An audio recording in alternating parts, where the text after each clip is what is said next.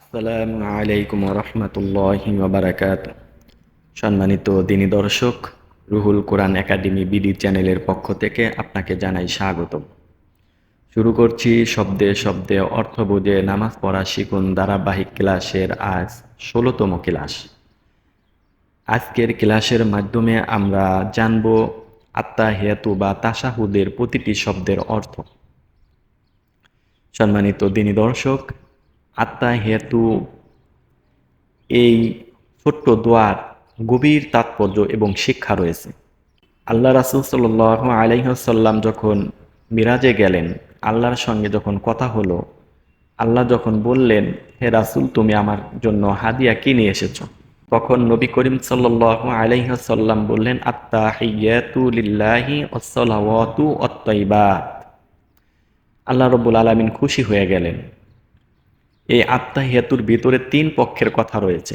প্রথম কথা রয়েছে নবী করিম সাল্লাল্লাহু আলাইহি ওয়াসাল্লামের, দ্বিতীয় কথা রয়েছে মহান রব্বুল আলামিন, তিনি কথা বলেছেন। তারপরে আবার নবী করিম সাল্লাল্লাহু আলাইহি ওয়াসাল্লাম কথা বলেছেন। তারপরে ফেরেশতারা কথা বলেছেন। এর প্রতিটি কথার পিছনে রয়েছে গভীর শিক্ষা এবং গভীর তাৎপর্য। তা আজ শুধু আমরা আত্তাহিয়াতুর শাব্দিক অর্থগুলি আমরা জানার চেষ্টা করব।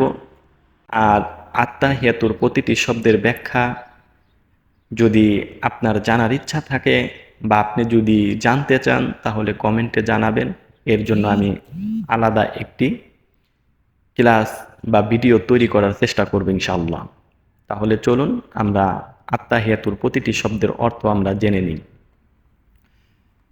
আত্তাহিয়াতু শব্দটির শুরুতে আমরা দেখতে পাচ্ছি আলিফ লাম যুক্ত করা হয়েছে। আলিফ লাম মূলত দুইটি কারণে শব্দের শুরুতে যুক্ত করা হয়। একটি কারণ হচ্ছে ওই শব্দটিকে নির্দিষ্ট করে দেওয়া, আর দ্বিতীয় কারণ হচ্ছে ওই শব্দের অর্থ বলতে যা কিছু বোঝায় সব কিছু ওই আলিফ লামের ভিতরে থাকবে। তাহলে এখানে শব্দটি হচ্ছে তাহিয়াতু। তাহিয়াতু শব্দটির অর্থ হচ্ছে মৌখিক ইবাদত, অর্থাৎ এই মুখ দ্বারা আমরা যে ইবাদতগুলি করে থাকি, আমাদের জবান দ্বারা যে ইবাদতগুলি আমরা করে থাকি, এই সমস্ত ইবাদত একমাত্র আল্লাহর জন্য। অর্থাৎ আমাদের এই জবান দিয়ে আমরা কোনো গুনাহের কাজ আমরা করতে পারবো না, আমরা মিথ্যা কথা বলতে পারবো না, অশ্লীল ফাহেসা গালমন্দ গীবত এগুলি আমরা করতে পারবো না। এই জবান মহান রব্বুল আলমিনের কাছে নবী করিম সাল্লাল্লাহু আলাইহি ওয়াসাল্লাম দিয়ে দিলেন যে আমার সমস্ত মৌখিক ইবাদত একমাত্র তোমার জন্য। তারপরে শব্দটি আমরা দেখতে পাচ্ছি লিল্লাহি। এখানে একটি শব্দ হচ্ছে লি, আর একটা শব্দ হচ্ছে আল্লাহি। তাহলে শব্দটি গঠন হচ্ছে কিভাবে? লি প্লাস আল্লাহি সমান সমান লিল্লাহি। লি মানে জন্য, আল্লাহি মানে আল্লাহ। তাহলে শব্দটির অর্থ হলো লিল্লাহি মানে আল্লাহর জন্য, ওয়া মানে এবং, তারপরে সলাওয়াতু শব্দটির শুরুতে আলিফ লাম যুক্ত করা হয়েছে। আলিফ লাম মূলত দুটি কারণে শব্দের শুরুতে যুক্ত করা হয়। প্রথম কারণ হচ্ছে ওই শব্দটিকে নির্দিষ্ট করে দেওয়া, এবং দ্বিতীয় কারণ হচ্ছে ওই শব্দের অর্থ বলতে যা কিছু বোঝায় তাই এই আলিফ লামের ভিতরে লুকানো থাকবে। আমি কথাগুলি বারবার বলছি, এর কারণ হচ্ছে পবিত্র কোরআনুল কারিমের যখন আমরা অর্থগুলি প্রতিটি শব্দের অর্থ পড়ব, তখন আমরা একই শব্দ বারবার আমরা পাব। আর এই বারবার বলার কারণে আমাদের অন্তরের ভিতরে এই অর্থগুলো গেঁথে যাবে। এ কারণেই এই শব্দগুলি আমি বারবার বলছি। পবিত্র কোরআনুল কারিমের মধ্যে মোট শব্দ সংখ্যা হচ্ছে ৭৮,০০০ প্লাস, কিন্তু এই শব্দগুলোকে যদি আমরা অ্যানালাইসিস করি, তাহলে দেখা যায় যে খুবই সীমিত সংখ্যক শব্দ মহান রব্বুল আলামিন পবিত্র কোরআনুল কারিমের মধ্যে ব্যবহার করেছেন। পবিত্র কোরআনুল কারিমের মধ্যে অনর্থক কোনো শব্দ পবিত্র কোরআনুল কারিমের মধ্যে ব্যবহার করা হয় নাই। মহান রব্বুল আলামিন পবিত্র কোরআনুল কারিম খুবই সীমিত শব্দের মাধ্যমে পূর্ণাঙ্গ কিতাব হিসেবে আমাদেরকে দিয়েছেন। খুবই সহজ কিতাব, কিন্তু আমরা ভয়ে সেটা পড়তে চাই না বা শিখতে চাই না। যাই হোক, অসলাওয়াতু শব্দটির অর্থ হচ্ছে এবং সমস্ত শারীরিক বা নিবেদন সমূহ। এর সহজ বাংলা কথা হচ্ছে আমার এই শরীর দ্বারা আমি যেই ইবাদতগুলি করে থাকি সব কিছু আল্লাহর জন্য আমাদেরকে করতে হবে। তারপরে বলা হয়েছে ওয়া মানে এবং, আলিফ লাম যুক্ত করা হয়েছে, শব্দটিকে নির্দিষ্ট করে দেওয়া হয়েছে এবং তয়্যিবাত শব্দটির অর্থ এই আলিফ লামের ভিতরে লুকায়িত আছে। তয়্যিবাত শব্দটির অর্থ হচ্ছে পবিত্রতা। তাহলে আত-তয়্যিবাত শব্দটির অর্থ হলো সমস্ত পবিত্রতা কার জন্য? লিল্লাহি আল্লাহর জন্য।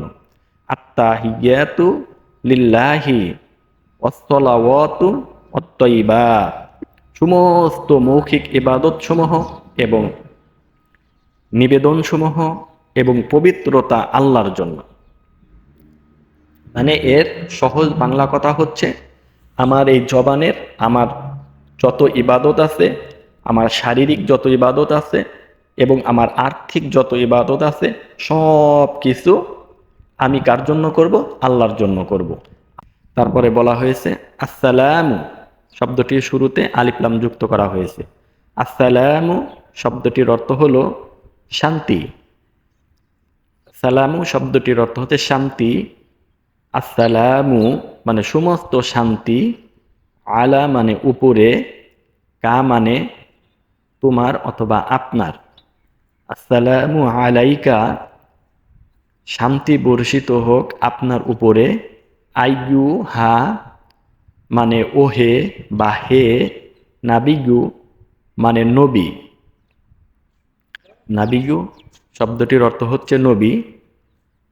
ওয়া মানে এবং, রহমাতু মানে বরকত, মানে বরকত শব্দটির অর্থ হচ্ছে বরকত, শব্দটির অর্থ হচ্ছে বরকত।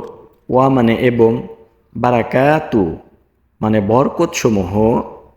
হু মানে তার, হু শব্দটির অর্থ হচ্ছে তার। তাহলে অর্থ কি পেলাম আমরা? আসসালামু আলাইকা আইয়ুহান নাবিয়্যু ওয়া রাহমাতুল্লাহি ওয়া বারাকাতুহু। হে নবী আপনার উপরে শান্তি এবং আল্লাহর অনুগ্রহ ও তার বরকত সমূহ বর্ষিত হোক। তারপরে আমরা দেখতে পাচ্ছি আসসালামু, সালামু শব্দটির শুরুতে আলিফ লাম যুক্ত করা হয়েছে। আলিফ লাম মূলত দুইটি অর্থে ব্যবহৃত হয়, যেটা আমরা কিছুক্ষণ আগেই বলেছি। আলা মানে উপরে, আলা মানে উপরে, না মানে আমাদের,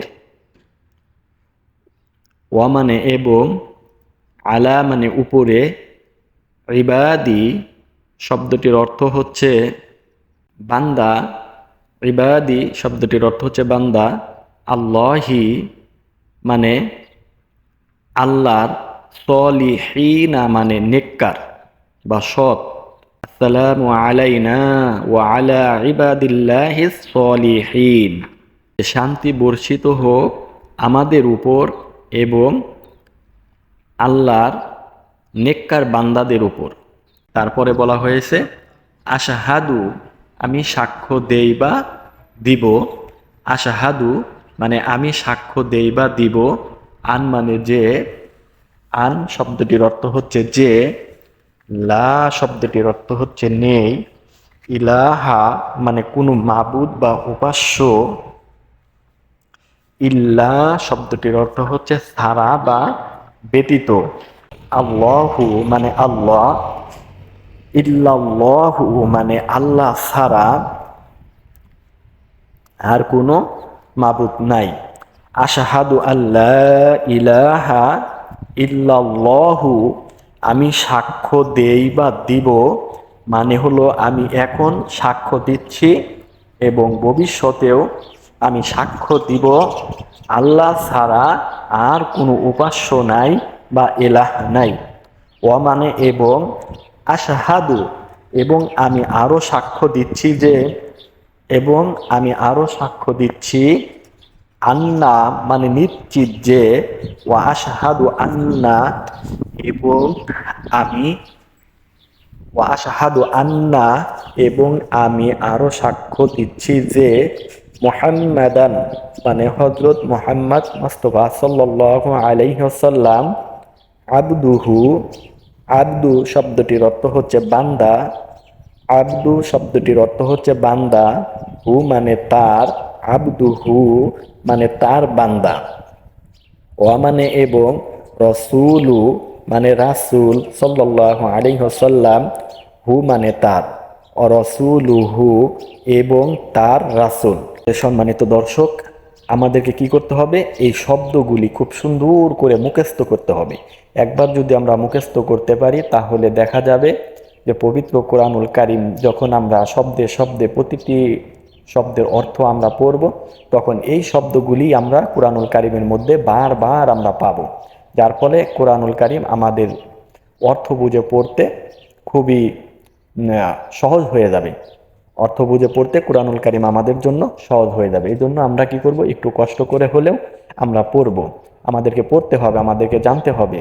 মহান রব্বুল আলামিন আমাদেরকে যে হায়াত দিয়েছেন, আমাদেরকে সময় দিয়েছেন, এই সময় থেকে আল্লাহর পথে প্রতিদিন 1 ঘন্টা বা 2 ঘন্টা সময় আমরা কোরআন শিক্ষার জন্য, জানার জন্য আমরা ব্যয় করব। আল্লাহ আমাদের সকলকে তৌফিক দান করুক, আমিন। আমরা কিভাবে মুখস্থ করব এগুলি? আমরা এই শব্দগুলি এইভাবে মুখস্থ করতে থাকব। আত্তাহিয়াতু শব্দটির অর্থ কি? আত্তাহিয়াতু শব্দটির অর্থ হচ্ছে অভিবাদন, শুভেচ্ছা বা প্রশংসা। আত্তাহিয়াতু শব্দটির অর্থ হচ্ছে মৌখিক ইবাদত, শুভেচ্ছা, অভিবাদন। লিল্লাহি মানে আল্লাহর জন্য, লিল্লাহি শব্দটির অর্থ হচ্ছে আল্লাহর জন্য। লি প্লাস আল্লাহি সমান সমান লিল্লাহি। লি মানে জন্য, আল্লাহি মানে আল্লাহর, লি মানে জন্য, আল্লাহি মানে আল্লাহর, লিল্লাহি মানে আল্লাহর জন্য। ওয়া মানে এবং, সলাওয়াতু মানে যাবতীয় শারীরিক ইবাদত। সলাওয়াতু শব্দটির অর্থ হতে শারীরিক ইবাদত, সলাওয়াতু শব্দটির অর্থ হতে শারীরিক ইবাদত। ওয়াসসালাওয়াতু শব্দটির অর্থ হচ্ছে যাবতীয় শারীরিক ইবাদত। ওয়াসসালাওয়াতু শব্দটির অর্থ হচ্ছে শারীরিক ইবাদত, ওয়াসসালাওয়াতু এবং যাবতীয় শারীরিক ইবাদত। অত্তগিবাতু ওয়া মানে এবং, তগিবাতু মানে যাবতীয় আর্থিক ইবাদত বা পবিত্রতা। ওয়া মানে এবং, তগিবাতু মানে যাবতীয় আর্থিক ইবাদত বা পবিত্রতা। সালামু শব্দটির অর্থ হতে শান্তি, সালামু শব্দটির অর্থ হতে শান্তি। শব্দটির শুরুতে আলিফ লাম থাকার কারণে আসসালামু শব্দটির অর্থ হতে সমস্ত শান্তি। আলা মানে উপরে, কা মানে তোমার, আলা মানে উপরে, কা মানে তোমার, আলা মানে উপরে, কা মানে তোমার, আলা মানে উপরে, কা মানে তোমার, আলাইকা মানে তোমার উপরে অথবা আপনার উপরে। আইয়ুহা মানে হে বা ওহে, আইয়ুহা শব্দটির অর্থ হচ্ছে হে অথবা ওহে, আইয়ুহা শব্দটির অর্থ হচ্ছে হে অথবা ওহে।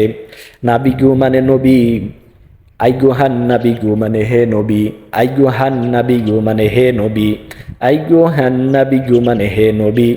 রহমাতু শব্দটির অর্থ হচ্ছে রহমত, রহমাতু শব্দটির অর্থ হচ্ছে রহমত। অরহমাতু শব্দটির অর্থ হচ্ছে এবং রহমত। আল্লাহি মানে আল্লাহর, অরহমাতুল্লাহি মানে এবং আল্লাহর রহমত, অরহমাতুল্লাহি এবং আল্লাহর রহমত। ওয়া মানে এবং, বারাকাতু মানে বরকত সমূহ, বারাকাতু মানে বরকত সমূহ। হু মানে তার, ওয়া মানে এবং, বারাকাতু মানে বরকত সমূহ, হু মানে তার, ওয়া বারাকাতুহু এবং তার বরকত সমূহ। আসসালামু মানে সমস্ত শান্তি, সালামু শব্দটির অর্থ হচ্ছে শান্তি, আসসালামু শব্দটির অর্থ হচ্ছে সমস্ত শান্তি। আলা মানে উপরে, না মানে আমাদের, আলা মানে উপরে, না মানে আমাদের। আসসালামু আলাইনা মানে আমাদের উপর শান্তি বর্ষিত হোক। ওয়া মানে এবং, আলা মানে উপরে, ওয়া মানে এবং, আলা মানে উপরে, ওয়ালা মানে এবং উপরে। ইবাদি মানে বান্দাদের, ইবাদি শব্দটির অর্থ হচ্ছে বান্দাদের, ইবাদি শব্দটির অর্থ হচ্ছে বান্দাদের। আল্লাহি মানে আল্লাহর, ইবাদি মানে বান্দাদের, আল্লাহি মানে আল্লাহর, ইবাদিল্লাহি মানে আল্লাহর বান্দাদের। সলিহিনা শব্দটির অর্থ হচ্ছে নেককারগণ। সলিহিনা শব্দটির অর্থ হচ্ছে নেককারগণ বা যারা সৎকর্ম করে। আশাহাদু মানে আমি সাক্ষ্য দেই বা দিব। আশাহাদু মানে আমি সাক্ষ্য দেই বা দিব। ইলা শব্দটির অর্থ হচ্ছে কোনো মাবুদ অথবা উপাস্য। ইলা শব্দটির অর্থ হচ্ছে কোনো মাবুদ অথবা উপাস্য। ইল্লা শব্দটির অর্থ হচ্ছে সারা বা ব্যতীত। ইল্লা শব্দটির অর্থ হচ্ছে সারা বা ব্যতীত। আল্লাহু মানে আল্লাহ। ইল্লাল্লাহু মানে আল্লাহ সারা। ইল্লাল্লাহু শব্দটির অর্থ হচ্ছে আল্লাহ সারা। ইল্লাল্লাহু শব্দটির অর্থ হচ্ছে আল্লাহ সারা। ওয়া মানে এবং, আশাহাদু মানে এবং আরো সাক্ষ্য দেই বা দিব। ওয়া মানে এবং, আশাহাদু মানে আমি সাক্ষ্য দেই বা দিব। ওয়া আশাহাদু মানে এবং আমি আরো সাক্ষ্য দেই বা দিব। আন্না মানে নিশ্চিত যে। আন্না শব্দটির অর্থ হচ্ছে নিশ্চিত যে। আন্না শব্দটির অর্থ হচ্ছে নিশ্চিত যে। ওয়া আশাহাদু আন্না মানে এবং আমি আরো সাক্ষ্য দেই বা দিব, নিশ্চিত যে মুহাম্মাদান মানে মুহাম্মদ সাল্লাল্লাহু আলাইহি ওয়াসাল্লাম। আবদু মানে বান্দা, হু মানে তার। আবদু শব্দটির অর্থ হচ্ছে বান্দা, হু মানে তার, আবদুহু মানে তার বান্দা। ও মানে এবং, রসুলু মানে রাসূল সাল্লাল্লাহু আলাইহি ওয়াসাল্লাম, হু মানে তার, ও রসুলুহু এবং তার রাসূল সাল্লাল্লাহু আলাইহি ওয়াসাল্লাম। এইভাবে আমরা কি করব, প্রতিটি শব্দের অর্থ আমরা বারবার পড়ে এই শব্দগুলোকে আমরা মুখস্থ করে ফেলব। এখানে বিভিন্ন শব্দ রয়েছে, এখন আমরা এগুলি বিস্তারিত বলছি না, আমরা গ্রামার পড়ব। এই প্রতিটি শব্দের ব্যবহার এবং পরিচয় আমরা জানার চেষ্টা করব। সম্মানিত দিনী দর্শক, আজকের ক্লাসটি আমরা এখানেই শেষ করতে চাচ্ছি। আমরা এই ক্লাসের মধ্যে যা কিছু শিখলাম বা শুনলাম এগুলি আমাদের জন্য সহজ করে দিক।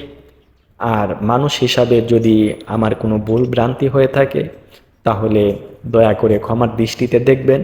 আমাদের পরবর্তী ক্লাস থাকবে দুরূদ শরীফের উপরে। আমরা দুরূদ শরীফের প্রতিটি শব্দের অর্থ জানার চেষ্টা করব ইনশাআল্লাহ। আসসালামু আলাইকুম ওয়া রাহমাতুল্লাহি ওয়া বারাকাতুহু।